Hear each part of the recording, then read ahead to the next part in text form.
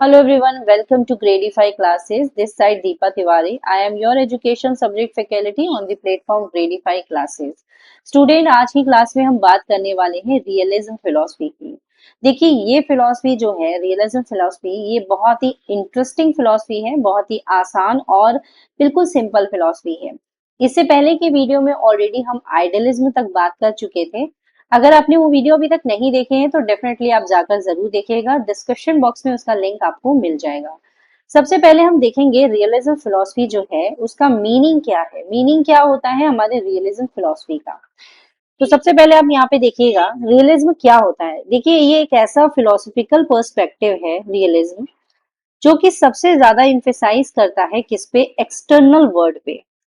हमारा जो आइडियलिज्म था वो किस पे फोकस करता था, आइडियाज पे। वो किस पे फोकस करता था, वैल्यूज। उसके लिए वैल्यूज कितने इंपॉर्टेंट थे, जहां पे हम किसकी बात करते थे, ट्रुथ, ब्यूटी एंड गुडनेस की। ठीक है, हम इसकी बात करते थे किसमें, आइडियलिज्म में, जहां पे आइडियाज को ज्यादा एम्फेसाइज किया जाता था। बट अगर हम बात करते हैं रियलिज्म की, किसकी, यथार्थवाद की। यथार्थवाद की अगर हम बात करते हैं तो ये एक ऐसा दार्शनिक दृष्टिकोण है जो कि सबसे ज्यादा फोकस करता है स्वतंत्र बाहरी दुनिया के अस्तित्व पर। जो बाहर का मटेरियल वर्ल्ड है, यानी कि आइडियाज की नहीं, बाहरी वर्ल्ड की, ये प्योर क्या कहते हैं, इसे प्योर हम लोग कहते हैं मेटेरियलिस्टिक फिलोसफी। ये प्योर एक मेटेरियलिस्टिक फिलोसफी है। और वहीं जो हमारा आइडियलिज्म था वो क्या था, वो स्पिरिचुअल फोकस करता था। लेकिन अगर हम रियलिज्म की बात करते हैं तो ये फोकस करता है किस पे, ये मटेरियल वर्ल्ड पे फोकस करता है, मेटेरियलिस्टिक चीजों पे फोकस करता है। ठीक है, यानी भौतिक वस्तुओं पे फोकस करता है। तो रियलिज्म किसकी बात करता है, सबसे ज्यादा ये बात करता है कि जो इंसान की, व्यक्ति की जो धारणाएं होती हैं, परसेप्शन होती हैं, वो कुछ नहीं होती। कल्पनाओं पे ये बात नहीं करता, कल्पनाओं को ये नहीं मानता। ये कहता है कल्पनाओं से बाहर निकल के देखिए, स्वतंत्र जो बाहरी दुनिया है उसका अस्तित्व देखिए, वो अस्तित्व रियलिटी है। ये किस रियलिटी की बात करता है, जो मनुष्य की जो कल्पनाएं होती हैं, जो विचार होते हैं, उनसे बाहर ये मटेरियल वर्ल्ड पे फोकस करता है कि बाहरी दुनिया में जो भी चीजें हैं वो रियल हैं, वो ट्रुथ हैं। क्लियर, इन्होंने इस पे सबसे ज्यादा फोकस किया है। अब ये जो हम बाहरी चीजों को, जो बाहरी चीजों को एक्सपीरियंस ले पाते हैं, बाहरी चीजों को हम जिनसे नॉलेज ले पाएंगे, तो वो किस तरीके से लेंगे, वो हम लेंगे एक्सपीरियंस, ऑब्जर्वेशन और रीजन। हम वहाँ लॉजिकल बात करते हैं, हम ऑब्जर्वेशन करते हैं, हम एक्सपीरियंस लेते हैं, जो हमारी लाइफ के एक्सपीरियंसेस होते हैं, हम इन सब से क्या ले सकते हैं, नॉलेज को प्राप्त कर सकते हैं। ना कि हम स्पेकुलेशन से। स्पेकुलेशन का क्या मतलब होता है, जो हमारी कल्पनाएं हैं, जो हमारे विचार हैं, हम इनसे कोई नॉलेज जो हमें मिलेगी वो कोई ट्रुथ नॉलेज नहीं होगी। रियलिज्म बात करता है एक्सपीरियंस है, ऑब्जर्वेशन है, या लॉजिकल रीजनिंग थिंकिंग लगाने के बाद जो हमें नॉलेज मिलती है, दैट इज ट्रुथ। वो एक सही नॉलेज होती है, वो एक सच होता है, सत्य वही है। क्योंकि यथार्थवाद, यथार्थ, जो यथार्थ में चीजें हैं, ये उनको ज्यादा फोकस करता है। ठीक है, रियलिज्म जो है वो अपोज करता है आइडियलिज्म को, और हाईलाइट्स करता है किसकी, ऑब्जेक्टिव रियलिटी को, कि कहाँ जो फैक्ट्स हैं वो ट्रुथ हैं, जो हमारे आउटसाइड जो माइंड एग्जिस्ट करते हैं, दैट इज ट्रुथ। वो सच है, वही सत्य माने जाएंगे। क्लियर, तो रियलिज्म का जो क्रक्स है वो क्या कहता है, मेटेरियल वर्ल्ड पे फोकस करना है। मेटेरियल वर्ल्ड में जो यथार्थ में चीजें जो हमें सामने से दिख रही हैं वो सत्य हैं, ना कि वो चीजें जो हमारी कल्पनाओं में रहती हैं, हमारे दिमाग में रहती हैं। दिमाग में हम 50 तरह की चीजें, 50 तरह की कल्पनाएं बनाते हैं, वो सच नहीं है। सच क्या है, दैट इज जो मेटेरियल वर्ल्ड है, मेटेरियलिस्टिक चीजें, वो क्या है, वो सच है। क्लियर यहाँ तक की बात। अब हम इसके बीच जो आइडियलिज्म और जो रियलिज्म का जो डिफरेंस है उसको देख लेते हैं। इससे थोड़ा सा चीजें आपको और अच्छे से क्लियर हो जाएंगी। डिफरेंस हमारा होगा फिलोसफिकल बेसिस और एजुकेशनल जो अप्रोच है उसके आधार पे। आइडियलिज्म जो है वो फोकस करता है आइडियाज पे, कॉन्शियसनेस पे और माइंड पे। ठीक है, वहीं रियलिज्म की अगर हम बात करते हैं तो वो फोकस करता है मटेरियल वर्ल्ड पे और ऑब्जेक्टिव रियलिटी पे। ठीक है, यहाँ तक की बात क्लियर। यहाँ पे आप एक थोड़ा सा और अच्छे से समझ लीजिएगा कि आइडियलिज्म फोकस करता है आइडियाज पे, कॉन्शियसनेस पे और माइंड पे। और वहीं अगर हम बात करते हैं रियलिज्म की तो मटेरियल वर्ल्ड पे फोकस करता है और ऑब्जेक्टिव रियलिटी पे फोकस करता है। ठीक है, तो दिख रहा है यहाँ पे कि हमारे आइडियाज जो हैं, हमारा जो चेतना, हमारी कॉन्शियसनेस है, हमारा दिमाग है, इस पे हमारा आइडियलिज्म, जो कि स्पिरिचुअल एक तरीके से मानता है चीजों को, स्पिरिचुअलिटी को ज्यादा फोकस करता है, उसी पे फोकस है, वैल्यूज को ज्यादा इंपॉर्टेंस देता है, तो उसको हम कहते हैं कि आइडियलिज्म जो है वो वैल्यूज पे फोकस करने की वजह से वो आइडियाज और कॉन्शियसनेस और माइंड पे ज्यादा फोकस करता है। वही हमारा जो रियलिज्म है वो मटेरियल वर्ल्ड पे, ऑब्जेक्टिव रियलिटी पे, क्योंकि वो यथार्थ की बातें करता है, यथार्थ ही उसके लिए सच है। तो इनकी फिलोसफिकल जो डिफरेंसेस है वो ये हैं। अब हम एजुकेशनल अप्रोच में देखते हैं, तो जो आइडियलिज्म है जो बात करता है कि मोरल वैल्यूज और इमेजिनेशन और स्पिरिचुअल नॉलेज, ये तीनों की बात कौन करता है? आइडियलिज्म, ठीक है।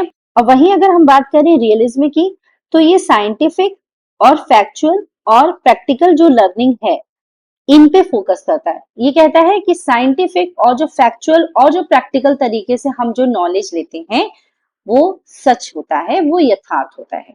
तो इनका डिफरेंस बहुत ही सिंपल था, आई होप आपको समझ में आया होगा।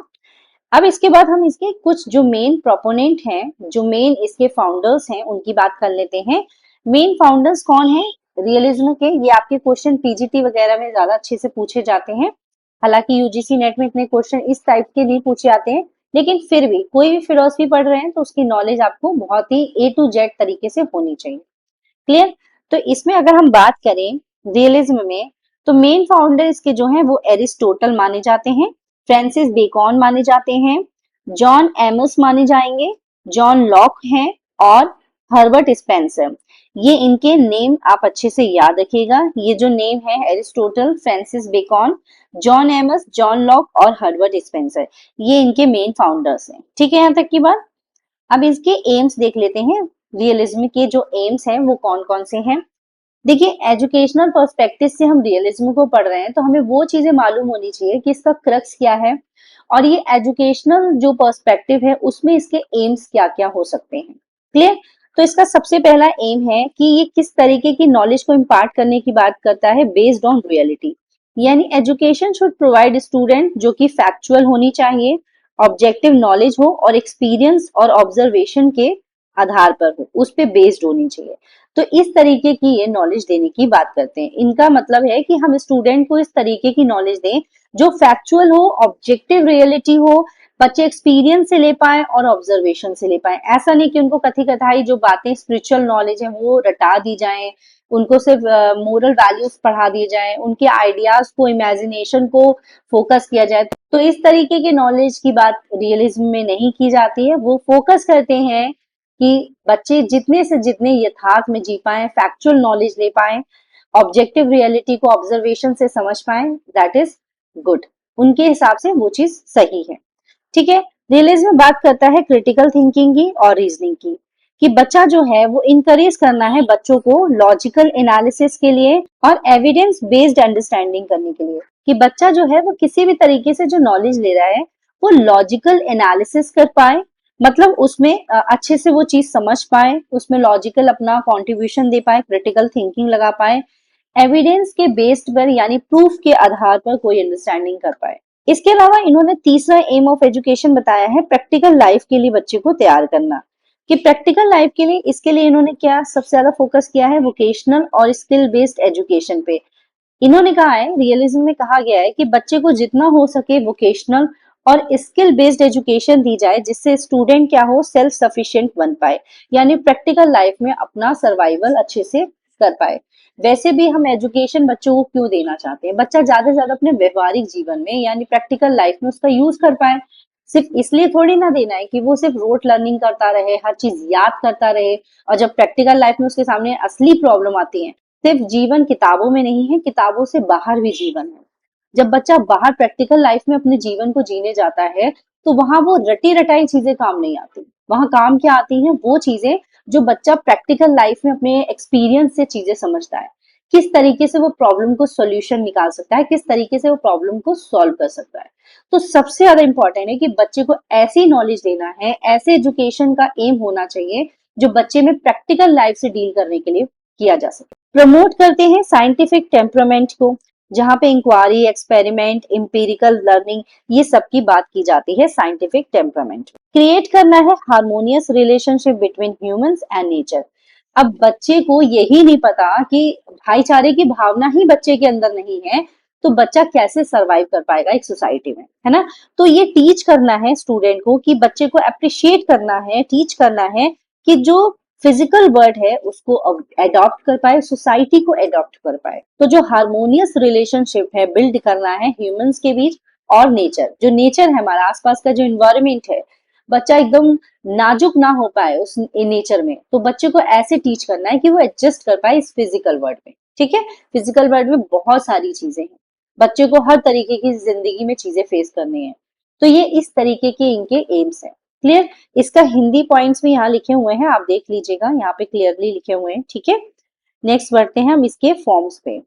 देखिए रियलिज्म के कुछ फॉर्म्स दिए गए हैं, उनको आपको जानना होगा, क्योंकि कई बार इनसे क्वेश्चन इस तरीके से आते हैं कि अकेले सिर्फ रियलिज्म नहीं लिखा है, ये जो फॉर्म्स है इनके नाम आ जाते हैं और इनसे क्वेश्चन पूछ ले जाएंगे, तो फिर आपको पता होना चाहिए कि ये फॉर्म्स किसके हैं। जिसमें पहला है आपका क्लासिकल, दूसरा है साइंटिफिक, उसके अलावा है क्रिटिकल, न्यू रियलिज्म और प्रैग्मेटिक रियलिज्म। क्लासिकल जो रियलिज्म है वो आपका एरिस्टोटल की फिलॉसफी में देखने को मिलेगा, क्योंकि ये इसके वैसे भी फाउंडर माने जाते हैं, जो कि एम्फेसाइज करते हैं एग्जिस्टेंस ऑफ ऑब्जेक्ट रियलिटी पे और इंडिपेंडेंट मानते हैं ह्यूमन के परसेप्शन से। ठीक है, दूसरा हमारा साइंटिफिक रियलिज्म जो है वो साइंटिफिक लॉ पे बेस्ड होता है। ठीक है, ये इस पे ऑपरेट करने की बात करता है, नॉलेज की बात करता है कि जो हम एम्पेरिकल रिसर्च से जो नॉलेज ले सकते हैं उसकी बात साइंटिफिक रियलिज्म में की जाती है। क्रिटिकल रियलिज्म जो है वो ह्यूमन परसेप्शन से जो कि इन्फ्लुएंस होता है सोशल और कल्चरल कॉन्टेक्स्ट, इन दोनों से जो इन्फ्लुएंस होता है उसमें क्रिटिकल रियलिज्म आता है, वो ह्यूमन के परसेप्शन से ज्यादा इन्फ्लुएंस्ड हो पाता है। न्यू रियलिज्म की बात करें तो ये कॉन्टेम्प्रेरी एप्लीकेशन की बात करती है। ठीक है, कॉन्टेम्प्रेरी एप्लीकेशन की बात करेगी रियलिज्म, जो कि हमारी न्यू रियलिज्म होती है। पर्टिकुलरली ये बात करती है पॉलिटिक्स की और इंटरनेशनल रिलेशनशिप की। प्रैग्मेटिक रियलिज्म की अगर बात करें तो ये रियलिज्म विद प्रैक्टिकली कंबाइन है, क्योंकि ये सबसे ज्यादा फोकस इस बात की करती है कि जो भी हमारी लाइफ में यूजफुल चीजें हैं, यूजफुलनेस है जो हमारी लाइफ में, वही सत्य है, वही सच है। हमने ये प्रैग्मेटिज्म में भी पढ़ा है कि आपके लिए जो चीज यूजफुल है वही सत्य है, अदरवाइज सब कुछ बेकार है। ठीक है, तो इसीलिए यहाँ पे प्रैग्मेटिव रियलिज्म में जो बात की गई है वो कह रहे हैं कि जो ट्रुथ वही है जो आपके लिए यूजफुल हो, आपकी लाइफ में, आपकी रियल लाइफ में जो चीज यूजफुल हो वही सत्य होता है। तो ये हमारे कुछ वेरियस फॉर्म्स होते हैं रियलिज्म के, यहाँ पे आप हिंदी में भी देख सकते हैं। शास्त्रीय यथार्थवाद, वैज्ञानिक यथार्थवाद, आलोचनात्मक यथार्थवाद, नव यथार्थवाद और व्यवहारिक यथार्थवाद। यथार्थवाद को व्यवहारिकता के साथ जोड़ता है, ये दावा करते हैं कि सत्य वास्तविक जीवन में इसकी उपयोगिता से निर्धारित है, सत्य वही है जो आपके जीवन में उपयोगी है। तो ये फॉर्म्स आप याद कर लीजिएगा, बस इनको जरा सा देख लीजिएगा, बहुत ज्यादा इसमें डीप में नहीं जाना है आपको। ठीक है, ये फॉर्म्स आप देख लीजिएगा कि किस तरीके से आपके लिए यूजफुल हो सकते हैं। ठीक है स्टूडेंट, तो ये यहाँ पे इसके चार्ट भी इस तरीके से दिए गए हैं, आप ये सब देख सकते हैं। अब हम बातें हैं क्लासिफिकेशन ऑफ सब्सटेंस पे। जो हमारे रियलिज्म के जो क्लासिफिकेशंस हैं तीन टाइप के, इनकी बात हम कर लेते हैं।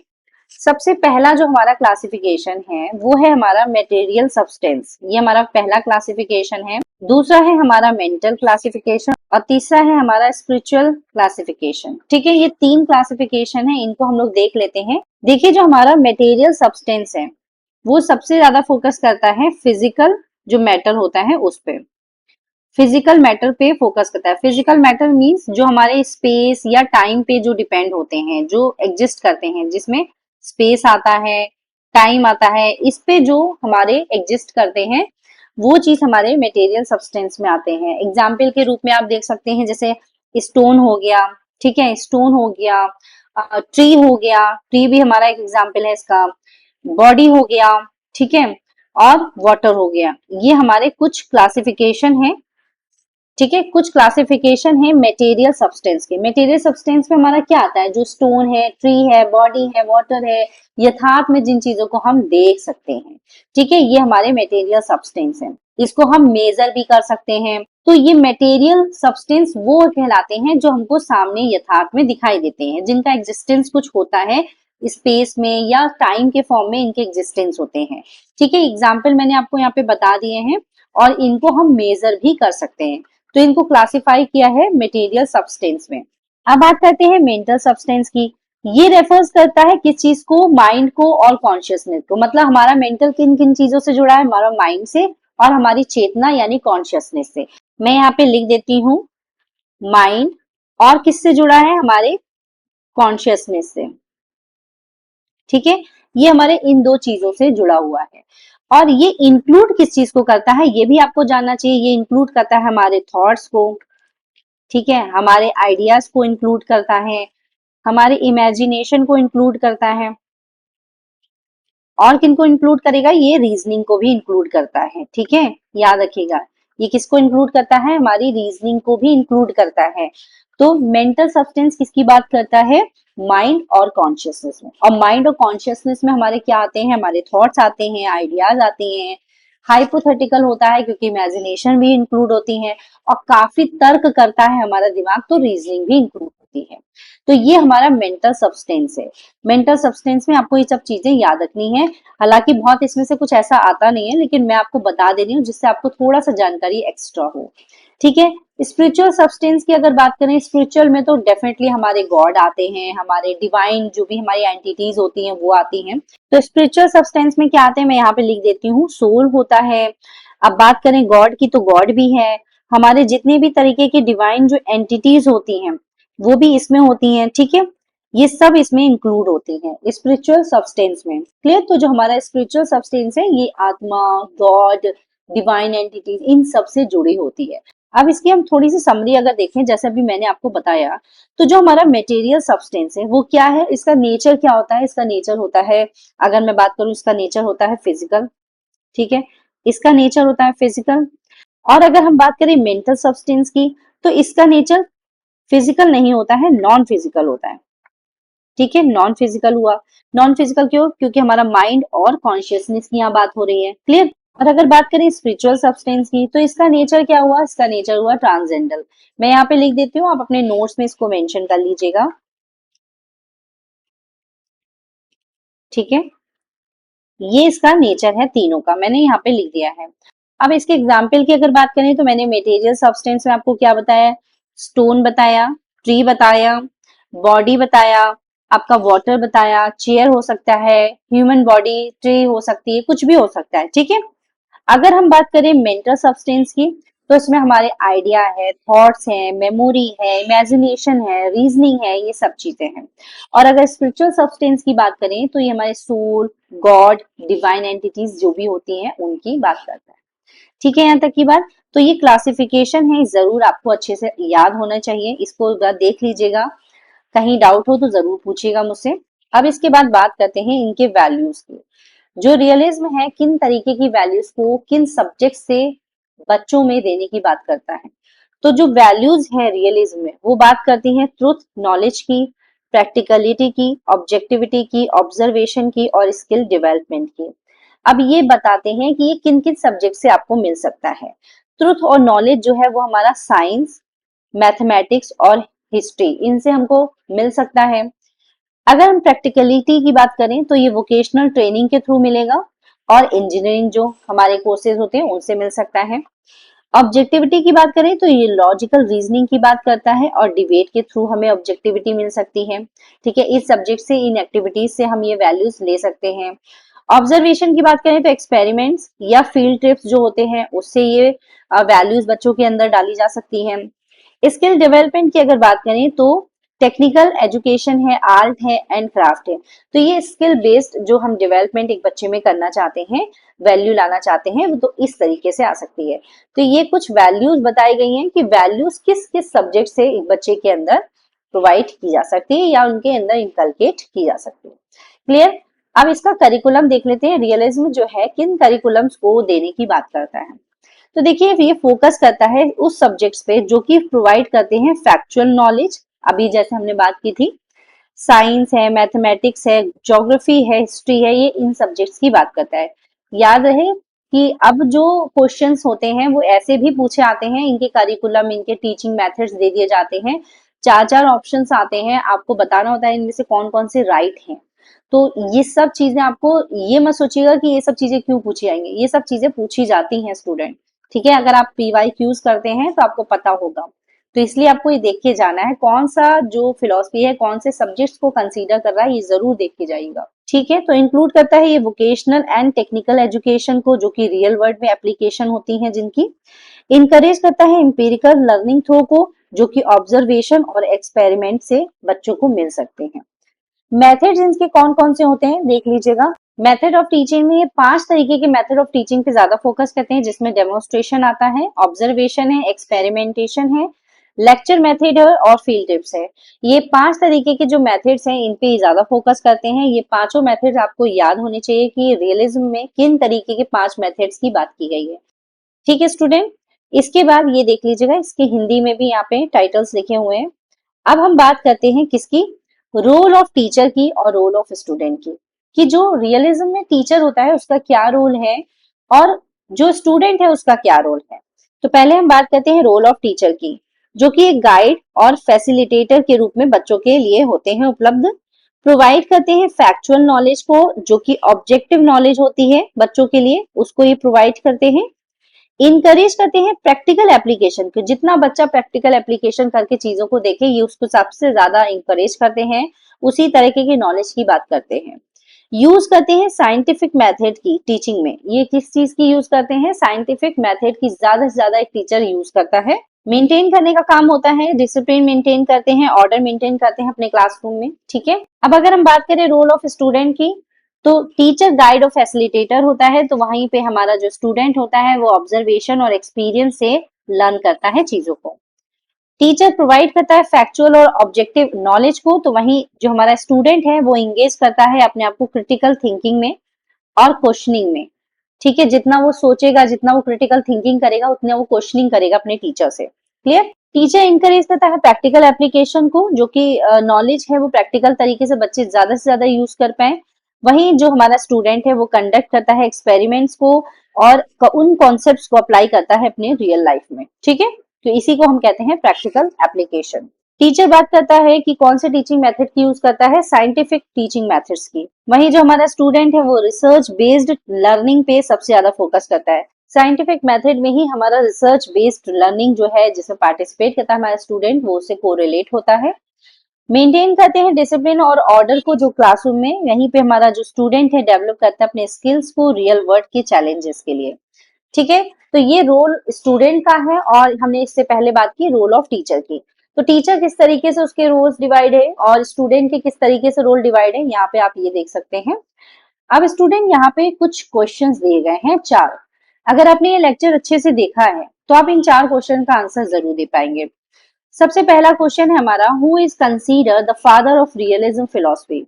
ये मैंने आपको लेक्चर के दौरान ही बताया है। आप इसका आंसर मुझे कमेंट में देंगे। कमेंट में आंसर कैसे देना है, 1 का कौन सा आंसर है, ए बी सी डी, जो भी आपको देना है वो आप पहले क्वेश्चन नंबर 1 लिखेंगे, उसके ब्रैकेट में आप आंसर देंगे।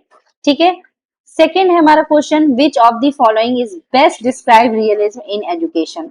आपको ये बताना है कि रियलिज्म जो है किस तरीके से डिस्क्राइब करता है एजुकेशन में अपने आप को। ठीक है, थर्ड क्वेश्चन है हमारा, what is the main goal of education according to realism. According to realism education का मेन गोल क्या है। What is the role of teacher in realistic education, जो टीचर का रोल है रियलिस्टिक एजुकेशन में वो क्या है। तो इन चारों क्वेश्चंस के आंसर आपको मुझे कमेंट में देने हैं। जिसका आंसर सही होगा नेक्स्ट वीडियो में उसको मैं शाउट आउट दूंगी, तो आंसर जरूर करिएगा जिससे मुझे पता चल सके कि आपने लेक्चर को पूरा देखा है। ठीक है स्टूडेंट, तो लेक्चर आज का कैसा लगा जरूर बताइएगा। बहुत ही आसान फिलॉसफी थी, इसीलिए बहुत जल्दी इसको मैंने इजिली कवर कर दिया। बहुत टफ नहीं था इसमें कुछ भी, बस इसके क्रक्स को आपको पता होना चाहिए। कंसेप्ट आपको हर फिलॉसफी में, वेस्टर्न फिलॉसफी में पता होना चाहिए, आप इजिली फिलॉसफी को कर सकते हैं। ठीक है स्टूडेंट, तो मिलते हैं नेक्स्ट वीडियो में नेक्स्ट इंपॉर्टेंट टॉपिक के साथ, लेकिन आंसर जरूर कमेंट में करिएगा। ठीक है स्टूडेंट, तो मिलते हैं नेक्स्ट वीडियो में, तब तक के लिए बाय बाय, टेक केयर।